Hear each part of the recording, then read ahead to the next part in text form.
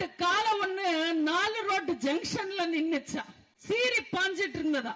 Traffic எல்லாம் jam ஆயிடுச்சு, அங்க யாரும் நடமாட முடியல. இப்ப யாராவது போய் அந்த ஜல்லிக்கட்டு காலை அடக்குனாதான் அங்க பேக் டு நார்மல் சிச்சுவேஷன் வரும், இயல்பு நிலை மறுபடியும் வரும். இப்போ அங்க இருக்கிறவங்க எல்லாம் பெரியவங்க எல்லாரும் வந்து அந்த காளைய அடக்க பார்த்தாங்க, யாராலையும் அடக்க முடியல. இப்ப எல்லாரும் வேடிக்கை பார்க்கறாங்க. அப்போ அந்த கூட்டத்துக்கு நடுவுல இருந்து ஒரு சின்ன பையன் வந்தான். அந்த சின்ன பையன் வந்து காளைய நோக்கி போனான்.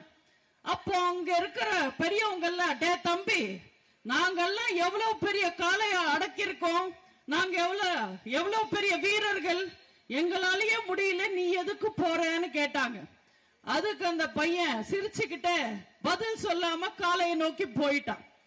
அந்த காளை கிட்ட போனா பாக்கெட்ல இருந்து புல் எடுத்து கொடுத்தான். அந்த புல்ல பார்த்த ஜல்லிக்கட்டு காளை கொம்பாலேயே குத்தி தூக்கி போட்டுடுச்சு. தள்ளி போய் விழுந்த அந்த சின்ன பையன், அந்த பையன் அழுதுகிட்ட மறுபடியும் காளை கிட்ட வந்து, நான் பாக்கெட்ல இருந்து புல்லு தானே எடுத்து கொடுத்த, நீ எதுக்கு என்ன குத்துன அப்படின்னு கேட்பான். அதுக்கு அந்த ஜல்லிக்கட்டு காளை, ஏடா பொடி பையனே, ஜல்லிக்கட்டு காளைக்கு எவனாவது பாக்கெட்ல புல்லு கொண்டு வருவானான்னு கேட்பான். இதெல்லாம் கில்லி விளையாடுற இடம் இல்ல, மல்லு கட்டுற இடம். பொடி பசங்க எல்லாம் தள்ளி போய் நின்னு விளையாடுங்கன்னு சொன்னாங்களா.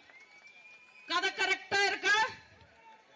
ஜல்லிக்கட்டுக்கு காளைக்கு யாராவது பாக்கெட்ல புல்லு கொண்டு வருவாங்களா?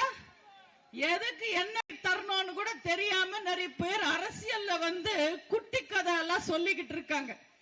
அந்த பசங்களெல்லாம் கில்லி விளையாடுறதுக்காக தள்ளி போய் விளையாட சொல்லுங்க.